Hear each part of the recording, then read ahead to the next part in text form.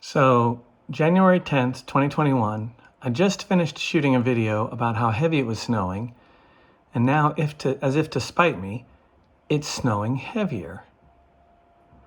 And I know that for the people up north, this is not a big deal, but we live in central Texas, and seeing snow like this is not a common occurrence. I haven't seen snow like this since we lived in Germany. Huge flakes, just pouring down. There's still little birds out there, it's crazy. But you can see off in the distance, it's snowing enough to slowly reduce visibility. I hope nobody's on the roads. This is awesome.